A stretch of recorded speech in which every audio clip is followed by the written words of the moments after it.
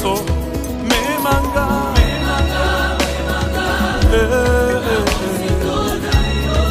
na bozindo na yo nde nakomaka ya sika memanga.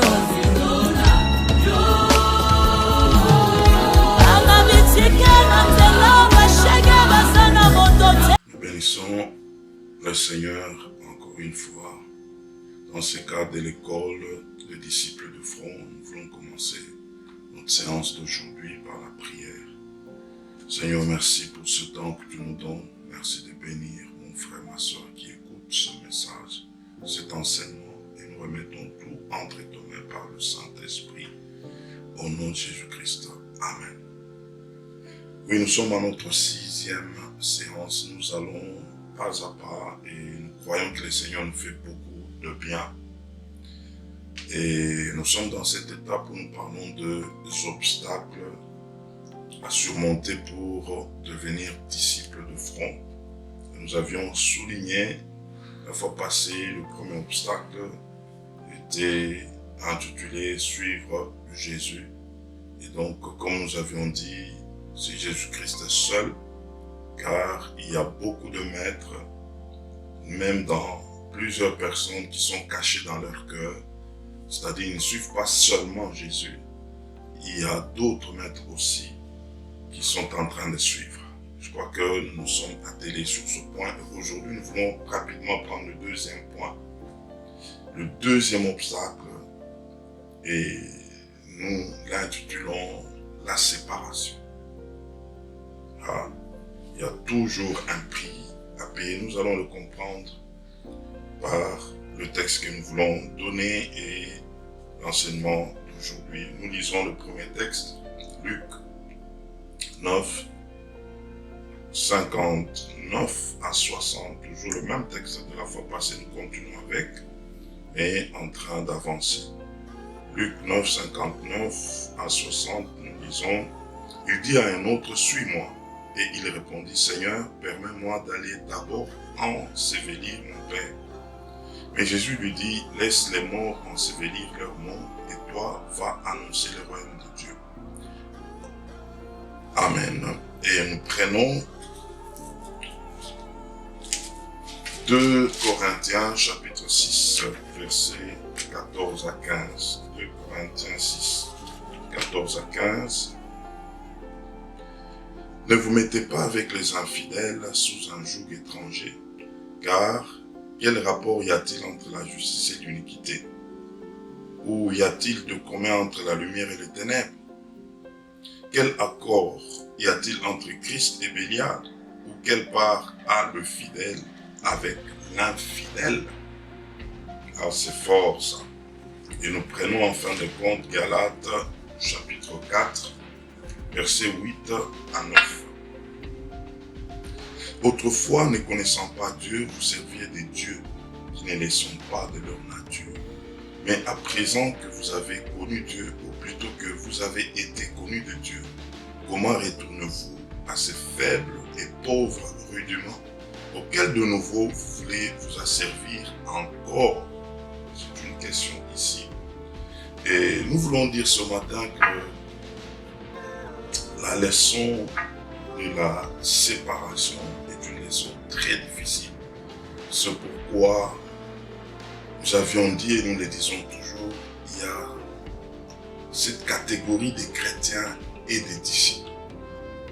Les chrétiens ont des difficultés d'aborder ces sujets de la séparation. Le disciple paye le prix. Le disciple le fait parce qu'en réalité, c'est la volonté du maître. Nous allons le comprendre. Ce sont des choses très difficiles et c'est pourquoi nous avons appelé ça, c'est un obstacle aujourd'hui. Il y a des gens qui nous ont connus étant païens. Nous étions avec eux en relation, que ce soit les membres de nos familles, que ce soit nos parents, que ce soit des relations proches. Et donc, lorsque nous nous tournons vers Dieu, ça veut dire nous quittons un camp vers un autre camp. Et c'est une réalité spirituelle difficile. C'est-à-dire ce sont des choses spirituelles, Mais dans le physique, il y a une dimension de séparation qui doit intervenir. Mais il se fait que lorsque nous n'arrivons pas à ce niveau-là, notre foi aura des difficultés à influencer le païen ou les inconvertis.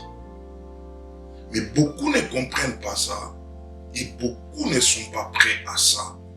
Au nom, entre guillemets, des relations passées, des relations de famille, des relations avec des amis. Mais pendant que le Seigneur nous demande une dimension de séparation, nous allons le comprendre. Il parle ici à cet homme de le suivre. Et l'homme dit non, laisse-moi d'abord aller ensevelir mon père. C'est un proche. Et d'ailleurs, un proche, et vraiment c'est un parent. Mais le Seigneur lui dira que laissez ceux qui sont morts aller enterrer leurs morts. Comme pour dire, tu n'es plus dans leur camp. Laisse ceux qui sont dans leur camp aller le faire. Toi, suis-moi. C'est pas facile. Le Seigneur a donné une réponse difficile. Nous avons toujours de camps. Lorsque nous sommes dans le royaume de Dieu, nous sommes dans le camp de la lumière et nous avons quitté le camp de ténèbres. Mais il se fait que ces de ténèbres ne vont jamais nous lâcher facilement. Et nous aurons comme obstacle ceux de ténèbres qui nous ont connus, avec lesquels nous avions partagé la vie et même de fois une vie intime. Mais il se fait que ici, pour le compte de Dieu, il nous demande une séparation. Comment ça va se passer? Et ne pas accepter cette séparation, c'est ne pas accepter le changement. Ne pas accepter cette séparation, c'est ne pas accepter d'être disciple. Et donc, j'aimerais vous dire que les inconvertis, ce n'est pas nous qui allons les amener au Seigneur selon notre propre volonté.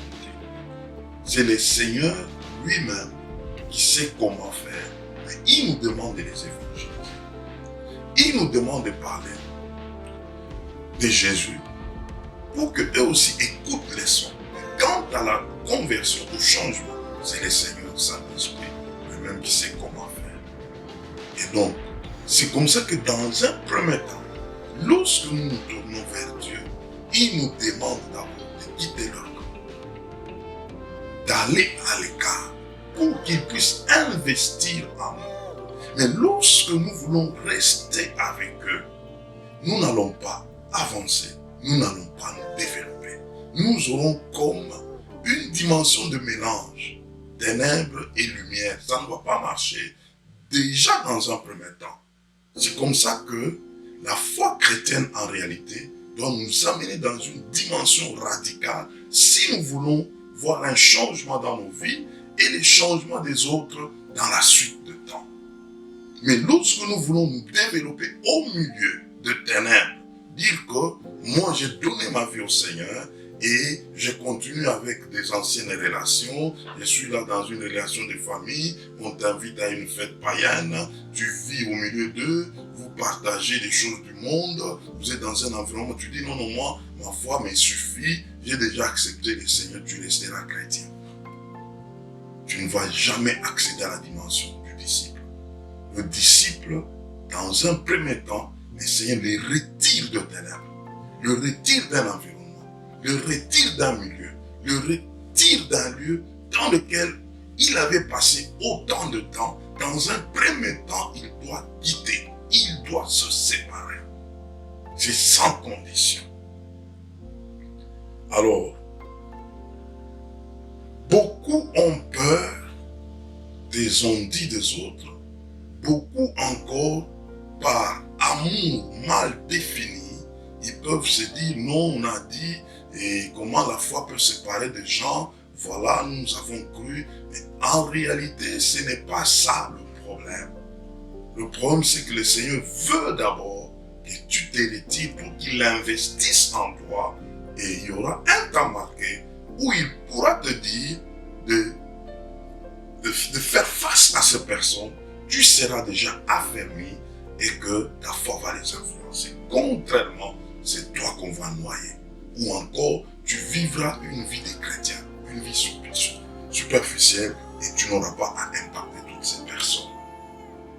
Il y a un passage que j'ai fini par comprendre plus tard, c'est Luc 6, 26, qui dit « Malheur à vous lorsque tout le monde diront de bien pour vous. » Il y a beaucoup d'enfants de Dieu, étant enfants de Dieu, ils se battent sur ce point. Se disant, il faut qu'on dise du bien de moi. Il ne faut pas que je me sépare. Il ne faut pas qu'on dise, non, à cause de la vie chrétienne, voilà ce que tu as fait. Au nom de la foi, voilà ce que tu as fait. Mon frère, tu resteras chrétien. Mon frère, tu ne vas pas avancer. Si tu veux définir ta vie chrétienne par ce que d'autres diront de toi, il faut se préoccuper de ce que Dieu dit de toi lorsque tu commences cette vie avec lui.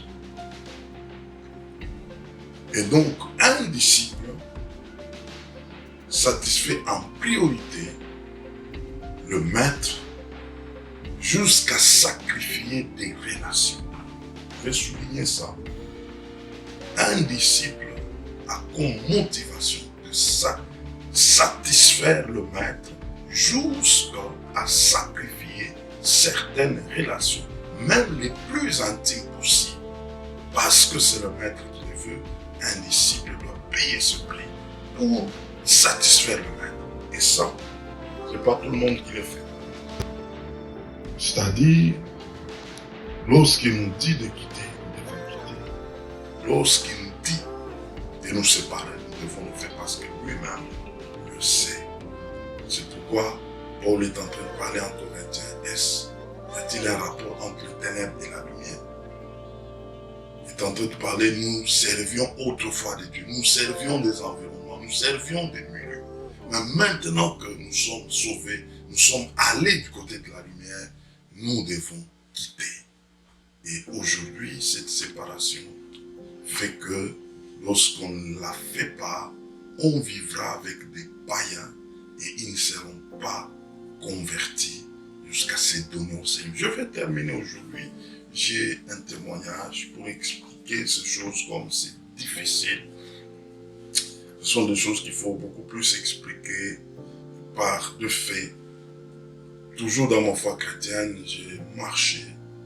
Et autrefois païen, j'étais vraiment ami à mon frère aîné. Moi, je suis le deuxième. Et cet homme, on a vécu ensemble, non pas seulement comme des frères, mais comme des amis. On avait fait beaucoup de choses, beaucoup de bêtises ensemble. Alors quand il fallait se tourner vers Dieu, je me suis converti, il fallait une séparation. C'était une séparation difficile parce qu'on partageait tout ensemble, une relation très intime. Alors il fallait payer ce prix. Et ce n'était pas facile. Je me suis retrouvé à un moment, j'habitais chez lui parce que lui, il avait un peu de l'avance, il s'est débrouillé dans son monde des affaires et tout. Je me suis retrouvé chez lui. Mais là, chez lui, la manière dont il gagnait la vie était compliquée. Un païen pouvait tout faire pour avoir l'argent et jusqu'à ce que le Seigneur me dit non, tu ne peux pas rester chez lui. Il faut quitter chez lui. Je ne savais pas où aller. Mais il fallait quitter chez lui. Je ne pouvais pas partager ma vie avec lui. Il arrive dans sa maison, il y a de boissons, il y a des amis qui fument, il y a un environnement. Ils sont chez lui, je n'avais pas le choix.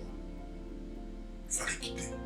Et je devrais quitter pour me retrouver chez un ami, dans la famille d'un ami. Et nous nous sommes retrouvés là, au nom du Seigneur. Et lui était chez lui, ne manquant rien, mais je devrais le quitter.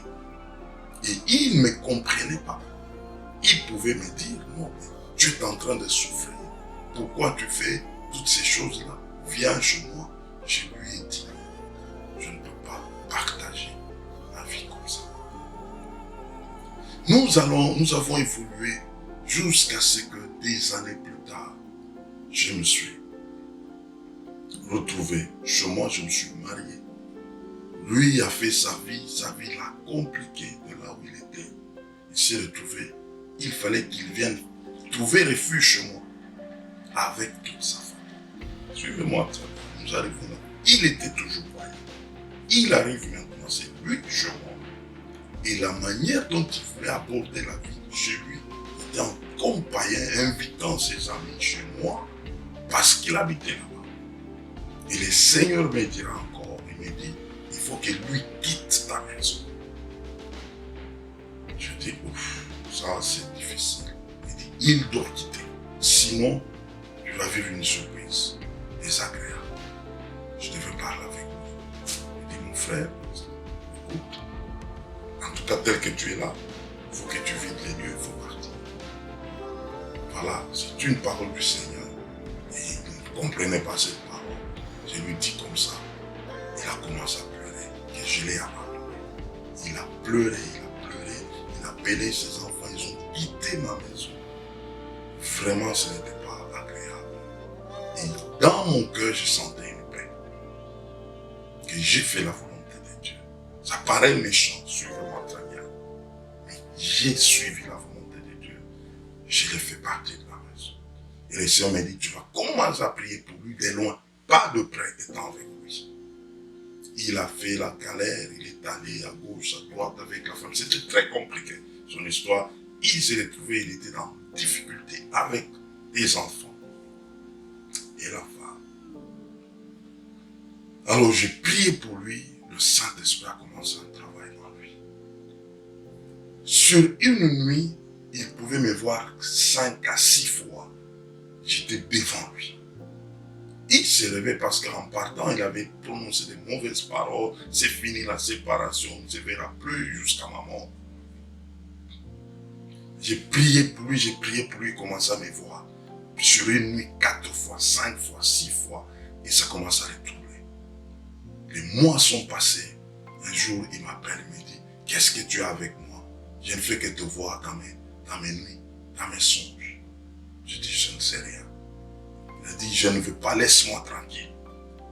Ça continuait jusqu'à ce qu'un jour, il m'appelait pour me dire, il veut me voir, il faut qu'on se voit en ville quelque part, dans un terrain neutre, parce que pour lui, je l'avais chassé.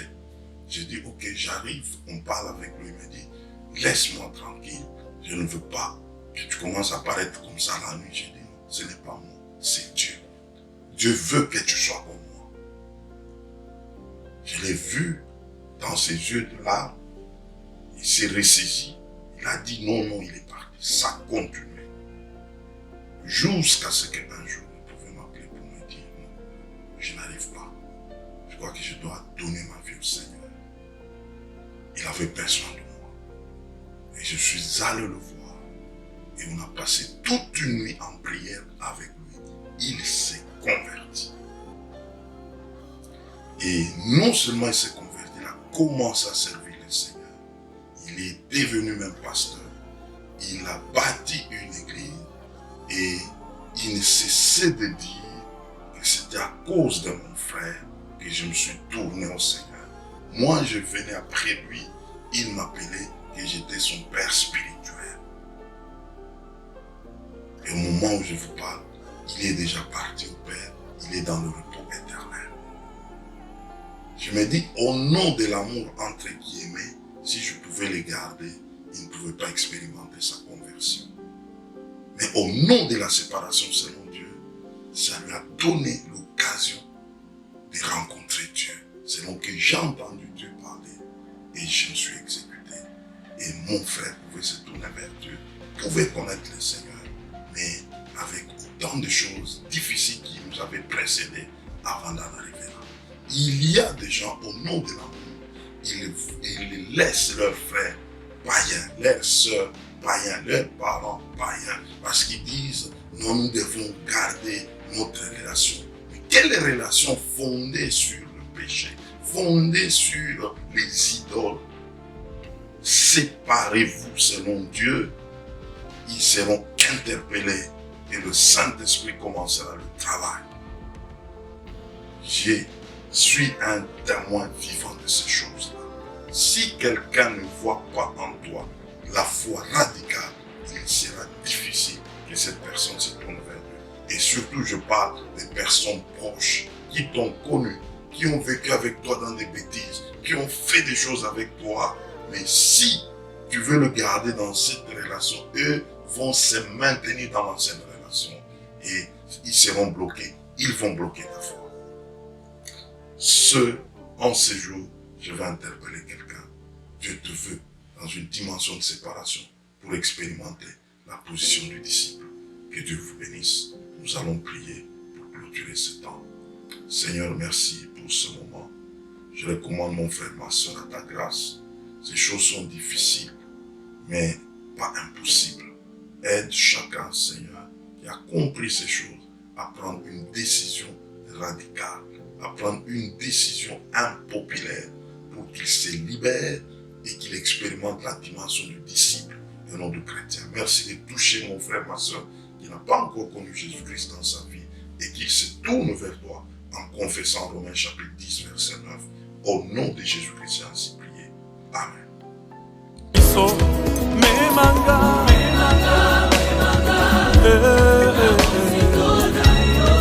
Na bozindo na yo nde nakomaka ya sika emanga